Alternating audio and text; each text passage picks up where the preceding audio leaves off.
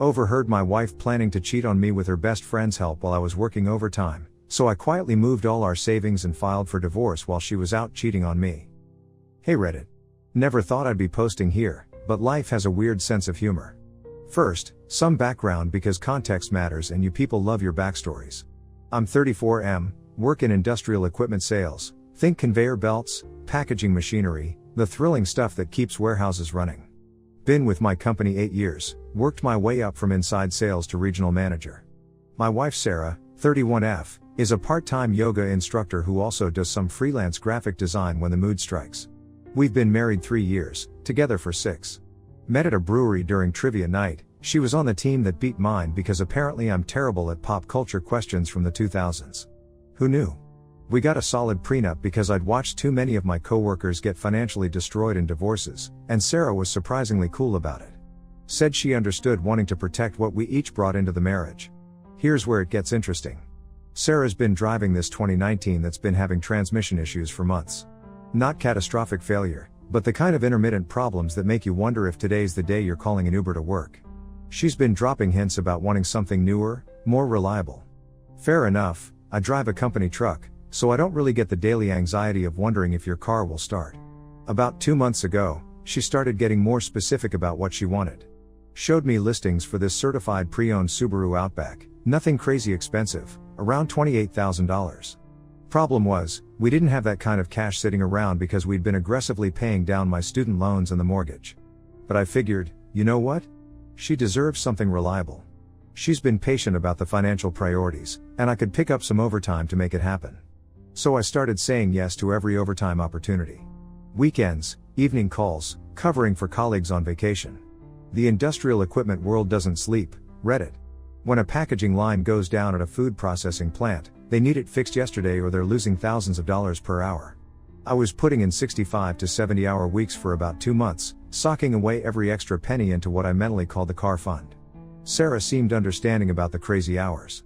Said she appreciated me working so hard for something she wanted. Her best friend Monica would come over to keep her company when I was working late, which I thought was nice. Monica's divorced, works for a healthcare startup, and has always been pretty cool. They'd have their wine nights, watch their shows, do whatever it is people do when they're not debugging industrial barcode scanners. Now here's where Reddit's favorite plot twist comes in. Last Tuesday, I finished a site visit early. Turned out the emergency was just a sensor that needed cleaning. Took me 20 minutes instead of the projected 3 hours. I got home around 7:30 instead of my usual 10 p.m., and heard voices from the kitchen. Sarah and Monica, having what sounded like a normal conversation, so I figured I'd just quietly grab a beer and let them know I was home. That's when I heard Monica say something about timing and Sarah responding that she needed to be careful about when she made her move. Naturally, I assumed they were talking about some work project or maybe planning a surprise for someone's birthday. But then Sarah said she'd been thinking about it more and more, especially with me working so much overtime, and that maybe this was the perfect opportunity to see what else was out there. Monica agreed, said Sarah had been talking about this for weeks and it was time to stop overthinking it. That Sarah deserved to explore her options and see if there was something better suited for her needs. Monica even offered to help with the logistics. Apparently she had some connections that could make the whole process smoother. I'm standing there thinking, well, that's weird phrasing for whatever project they're planning. Then Sarah said the thing that made my blood run cold. She was worried about the financial implications, but Monica pointed out that she could always come back to her current situation if the new thing didn't work out. That I'd probably be willing to take her back because I'm too nice for my own good. Reddit, I've seen enough episodes of every cheating spouse show on channels like Mark Narrations, Telltales, Marquee, etc. to know exactly what kind of conversation I was overhearing. This wasn't about birthday parties or work projects. This was about my wife planning to have an affair and treating our marriage like a backup plan. I very quietly set my beer down and walked back to my truck. Sat there for about 10 minutes trying to process what I'd just heard. Then I drove around for another hour before coming home and acting like nothing happened. Sarah asked how my day went. I said fine, and we went to bed like normal. The next few days were surreal. Sarah kept dropping hints about needing some space to figure things out, about feeling like she'd been in the same routine too long. She asked if I thought people could love each other but still need to explore other connections. Real subtle, right Reddit? Friday night, she finally worked up the nerve to have the conversation, said she'd been doing some thinking and felt like we'd gotten married young. We were 28 and 31, but okay, and that maybe she needed some time and space to make sure this was really what she wanted. That she loved me but wasn't sure she was in love with me anymore. All the greatest hits from the I Wanna Cheat But Make It Sound Noble playlist. She suggested maybe she could stay at Monica's place for a few weeks, just to get some perspective. Really think about what she wanted. And hey, if we were meant to be together, we'd find our way back to each other, right? I asked her directly if there was someone else. She said no, of course not, she would never do that to me. She just needed to be alone and figure herself out. Monica had offered to let her crash at her place, and maybe they could take a little trip somewhere to clear her head. So I said okay. If that's what she needed, I understood. I'd keep working, keep saving money, and give her all the space she needed to figure things out. What I didn't tell her was that I'd already called a divorce attorney Thursday morning. Sarah moved out Sunday. Took her clothes, her laptop, some books, the usual stuff for a temporary separation. Hugged me at the door and said she hoped we could work things out, that this wasn't necessarily the end, just a pause to gain some clarity. Monday morning, I went to the bank and moved all of our savings, including the $12,000 car fund I'd been building, into a new account in just my name. Thanks to our prenup, I was well within my rights. Her name wasn't on my work accounts anyway, and the joint checking account I left alone except for moving out my direct deposit. Tuesday, I had the divorce papers drawn up. Nothing vindictive, just a straightforward dissolution citing irreconcilable differences. Thanks to the prenup, it's pretty clean, we each keep what we brought in, split the house proceeds if we sell, no alimony. Wednesday, Sarah texted asking if I'd had any thoughts about us and whether I was ready to have a real conversation about working on our relationship. I replied that I'd had lots of thoughts, and I was definitely ready for a conversation. Could she come by Thursday evening? She seemed excited. Said she'd been doing some thinking too and was ready to talk about our future. Thursday evening, she showed up with takeout. Started talking about how her time away had made her realize how much she missed our life together, how maybe she'd been overthinking things, how sometimes you have to step away to appreciate what you have. That's when I handed her the divorce papers. I've never seen anyone's face change so quickly. She went from nervous excited to confused to angry in about 15 seconds. Started asking what this was supposed to mean, whether this was some kind of joke, why I was being so dramatic about her needing a little space. I told her I knew exactly what kind of space she was looking for, and that I'd decided to give her all the space in the world. Permanently. She demanded to know what I was talking about. So I explained that I'd overheard her conversation with Monica the previous Tuesday.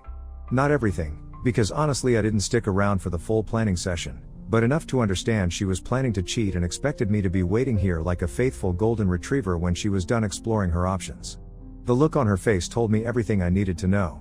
She tried to claim I'd misunderstood, taken things out of context, that she'd never actually done anything. I said that was great, because it meant the divorce would be even cleaner. No adultery complications, just two people who wanted different things. Then she asked about money. Whether she could access the savings account to get her own place, maybe buy a reliable car since she'd be starting over. I told her the savings account had been closed. The money I'd earned working overtime for the past 2 months was now in an account she couldn't access, because funny enough, I'd decided I didn't want to fund her exploration phase after all. That's when she got really angry. Said I was being controlling, that taking away her access to money she'd counted on was financial abuse. I reminded her that according to our prenup, the money I earned was mine, and she'd never actually contributed to the car fund she'd been planning to use for her independence tour. She left around 9 p.m., taking her food with her. So Reddit, Ida? Part of me wonders if I should have confronted her about the overheard conversation first, given her a chance to explain or call it off. Maybe I misunderstood and she really was just having some kind of quarter-life crisis that had nothing to do with cheating.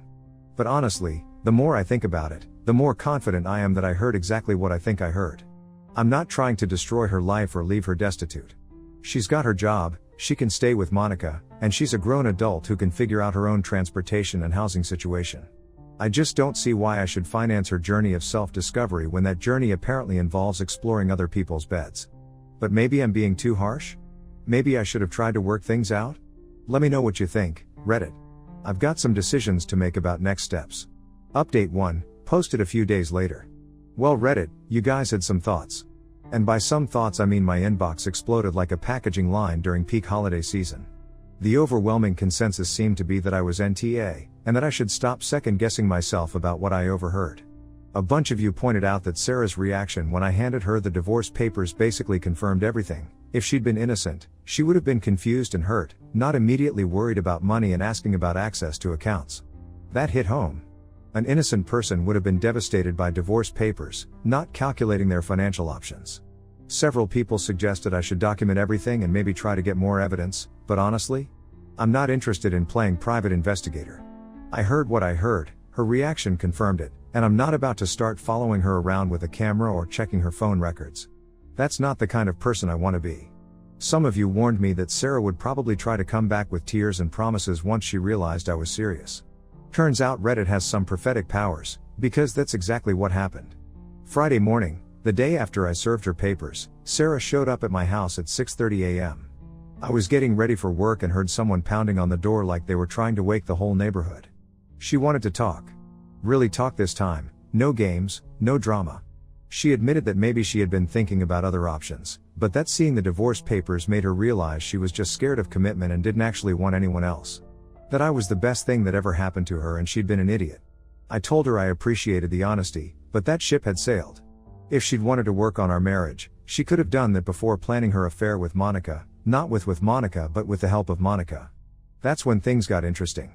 She claimed Monica had been filling her head with ideas about how she was settling and deserved to see what else was out there. That Monica was bitter about her own divorce and was projecting onto Sarah's marriage. That Sarah never would have actually gone through with anything if I hadn't jumped straight to divorce. I asked her directly, was there a specific someone she'd been planning to explore with, or was this more of a general shopping expedition? She got quiet for a long time. Then admitted there was a guy from her yoga studio who'd been flirting with her for months. Nothing had happened, but she'd been wondering what it would be like. Monica had been encouraging her to find out, saying life was short and she shouldn't wonder what if forever. So there it was. Not just theoretical exploration, she'd had a specific target in mind. I thanked her for finally being honest and told her it didn't change anything. She started crying and asking if we could try counseling, maybe work through this together, that throwing away 6 years was crazy. But Reddit, here's the thing several of you pointed out that really stuck with me, she wasn't sorry she'd been planning to cheat. She was sorry she got caught. If I hadn't overheard the conversation, she would have gone through with her plan and expected me to be here waiting when she was done sampling the merchandise. I told her I'd think about it, mostly just to get her to leave so I could go to work. But I'd already made up my mind. The other thing that happened over the weekend, and this is where some of your advice really came in handy, Sarah tried to access our joint checking account and discovered I'd changed my direct deposit. She called me Saturday morning asking about it, and I explained that since we were getting divorced, it made sense to separate our finances completely. She got upset and said she needed money for basic expenses, that she couldn't live on her yoga income alone. I reminded her that according to the prenup, we were each responsible for our own expenses during separation proceedings. She could increase her hours, take on more graphic design clients, or figure out some other solution. Several of you had suggested I should be prepared for her to claim she couldn't support herself and needed spousal support, so I was ready for that conversation. Turned out to be good advice. Monday morning, Monica called me. First time we'd spoken since this whole thing started. She wanted me to know that Sarah was really struggling and that maybe I was being too harsh. That Sarah had made a mistake but didn't deserve to have her whole life blown up over it. I asked Monica if she thought I deserved to have my whole life blown up over Sarah's mistake. If she thought I should have just quietly funded Sarah's affair and waited patiently for her to decide whether she wanted to keep me or trade me in. Monica got quiet. Then said she didn't realize I'd overheard their conversation, and that maybe she'd given Sarah some bad advice. I told Monica that Sarah was a grown woman who made her own choices, and that if she was struggling now, she could figure out her own solutions. That I wasn't her backup plan or her safety net anymore. Monica tried to argue that Sarah never actually did anything, that thinking about something and doing it were different things. I pointed out that planning something and doing it were also different things, but not by much. If I hadn't found out, Sarah would have gone through with her plan. The conversation ended pretty quickly after that. So Reddit, based on your advice, I'm staying the course. No reconciliation talks, no counseling, no let's work through this together. I'm moving forward with the divorce and letting Sarah figure out her own life. The one thing several people asked about was whether I felt bad about the timing, serving her papers right when she was coming back to work things out. Honestly? No. She didn't come back because she realized she loved me. She came back because whatever she thought she wanted didn't pan out, and I was the safe option. That's not love, that's convenience. Next update will probably be after I hear back from my lawyer about timeline and next steps. Thanks for all the reality checks, Reddit. It's been helpful having outside perspectives. Update 2, Reddit, you beautiful disaster of a community, your advice continues to be disturbingly accurate. Remember how some of you predicted Sarah would escalate when she realized the nice approach wasn't working? Well, you will see. Monday started normal enough, if you can call anything about this situation normal. I was catching up on work stuff I'd been neglecting during the domestic drama when I got a call from my HR department.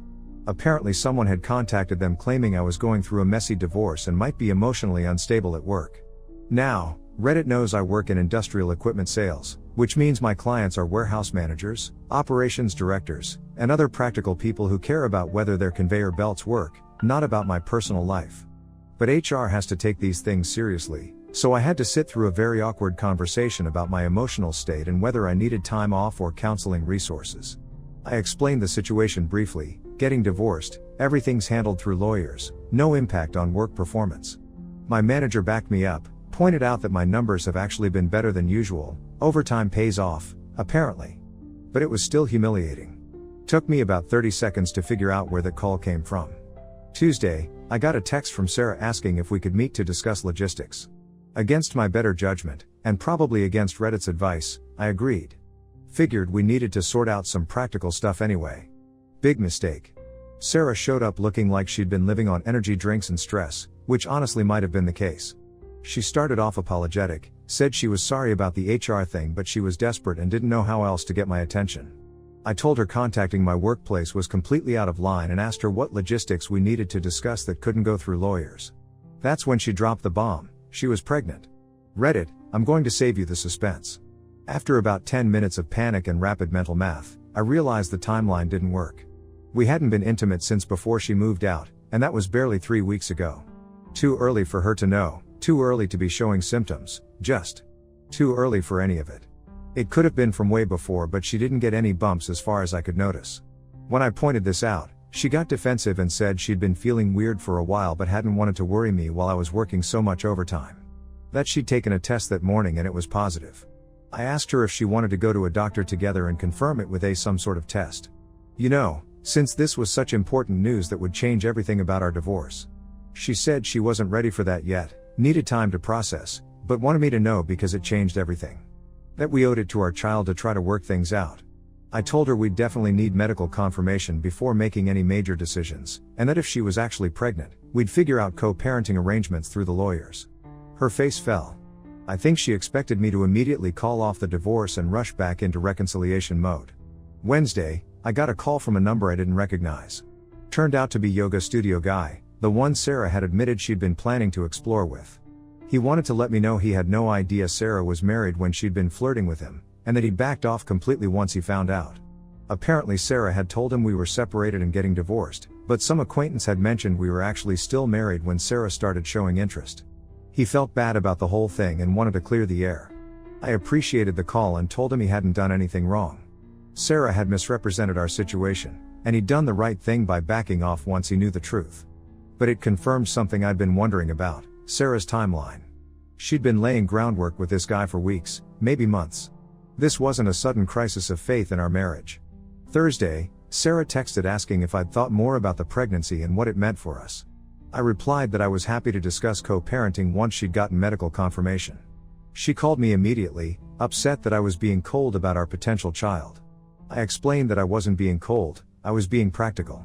That if she was actually pregnant, we'd handle it responsibly, but I wasn't making any decisions based on a home pregnancy test and some vague symptoms. She hung up on me. Friday was the most interesting day. I got home from work to find Sarah's car in my driveway and Sarah sitting on my porch steps. She'd been waiting for about an hour, apparently.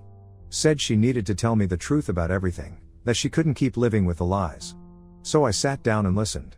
Turns out the pregnancy was fake. She'd hoped it would make me reconsider the divorce, but realized I was going to insist on medical confirmation and the whole thing would fall apart. The thing with yoga guy was real, but more extensive than she'd originally admitted. They'd been texting for months, had grabbed coffee a few times, and she'd been planning to sleep with him during her trial separation. Monica had been encouraging the whole thing, telling Sarah she deserved to see what else was out there before settling down permanently. But when Sarah actually tried to make a move, yoga guy had backed off because he'd found out she was still married. That's when she realized her grand plan wasn't going to work out like she'd imagined. She said seeing the divorce papers had been a wake-up call that she was about to lose the best thing in her life over a stupid fantasy. That she'd been watching too many movies and listening to too much bad advice from Monica. She asked if there was any way I could forgive her and if we could start over. Reddit, I'll be honest, seeing her that broken down was hard. This wasn't the confident woman who'd asked for space to explore her options. This was someone who'd realized they'd blown up their life for nothing. But you know what? Several of you had warned me about this exact scenario. That she'd come back with tears and confessions once she realized the consequences were real. That I shouldn't let temporary guilt override the fundamental problem. She'd been willing to betray me and expected me to be her backup plan. I told her I appreciated the honesty, but it didn't change the situation. That she'd made these choices over months of planning, not in a moment of weakness. That the only reason she was confessing now was because her plan fell through and she was facing real consequences. She asked what she was supposed to do now. Where she was supposed to go, how she was supposed to rebuild her life. I told her those were questions she should have asked herself before she decided to blow up ours. She left around 9 p.m. Hasn't contacted me since. Monica, however, called me Saturday morning. Apparently Sarah had been staying with her and was in a really bad place. Monica wanted to know if I was satisfied with destroying Sarah's life, or if I might consider showing some mercy. I told Monica that Sarah had destroyed her own life, and that I was just declining to go down with the ship. That if Monica was really Sarah's friend, she'd help Sarah figure out how to move forward instead of trying to guilt me into rescuing her. Monica said I was being heartless. I said I was being practical. The conversation didn't last long after that. So Reddit, divorce is moving forward, no more fake pregnancies or workplace harassment, and I'm apparently the villain for not accepting the role of backup husband. Your advice about staying strong and not falling for manipulation tactics has been spot on. It's been tempting to feel guilty, especially seeing Sarah so genuinely upset, but you guys were right, she's not upset about hurting me, she's upset about the consequences of her choices.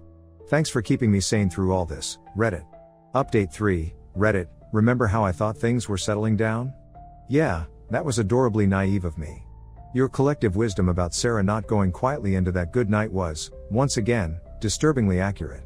This week brought a masterclass in why you should never underestimate someone's capacity for creative problem solving when their back's against the wall. It started Monday when I got a call from my lawyer. Sarah had filed a motion claiming I was hiding assets and asking for temporary spousal support while the divorce was pending. According to her filing, I'd suddenly moved large amounts of money out of joint accounts, leaving her unable to support herself.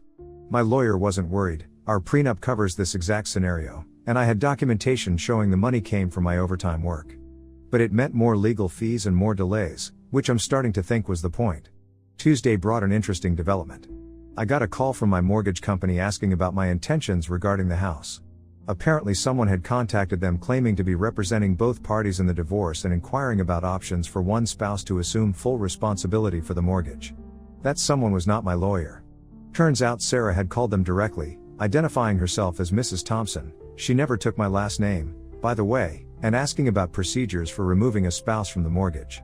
She'd given them our case number, which she shouldn't have had access to, and tried to get information about refinancing options.